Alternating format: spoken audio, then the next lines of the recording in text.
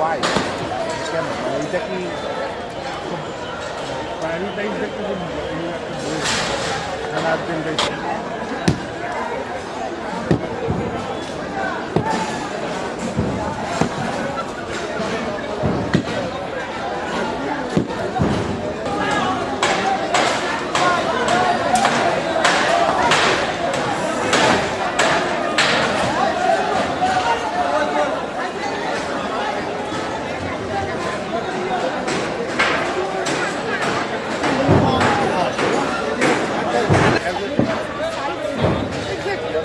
আপনি মানে revenue earn করেন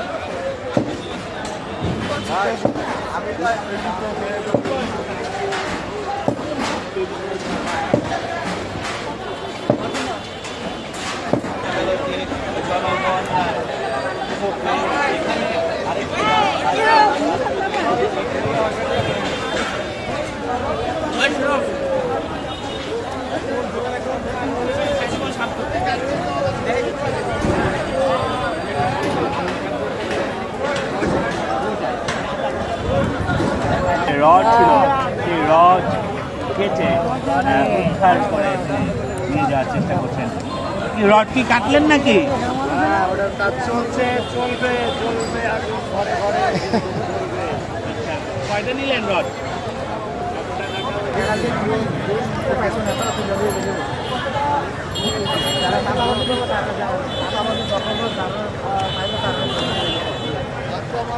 আরে ভাই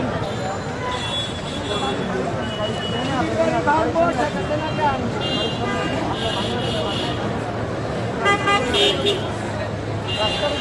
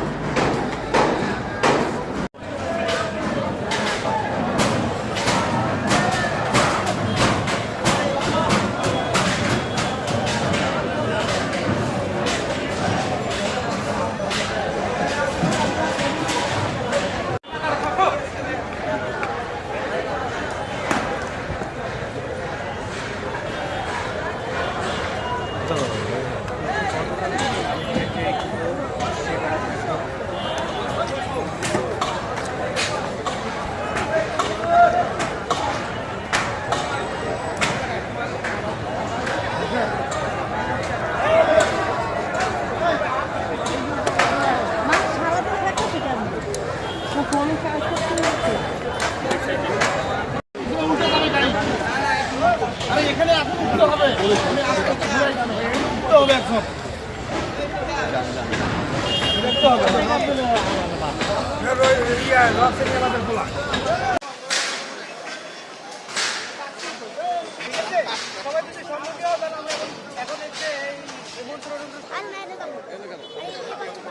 আপনারা দেখতেছেন যে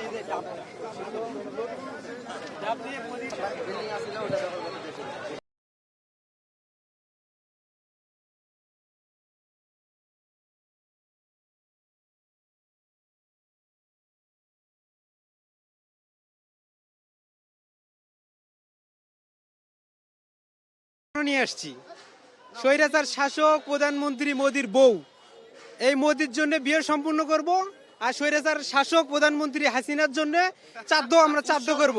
চাদ্দ করব। এই যে ডাবটা আগুন, এই পাশে আগুন জ্বলতেছে, আমরা এটা দিয়ে চাদ্দ শুরু করব, সম্পূর্ণ করব। আমরা জানি এই স্বৈরাচার শাসক মোদির বউ, ওর জন্য আমরা এই চাদ্দর জন্য এই ডাবটা রেখে দিয়েছি। 2টা ডাব নিয়েছিলাম, একটা খেয়ে ফেলছি।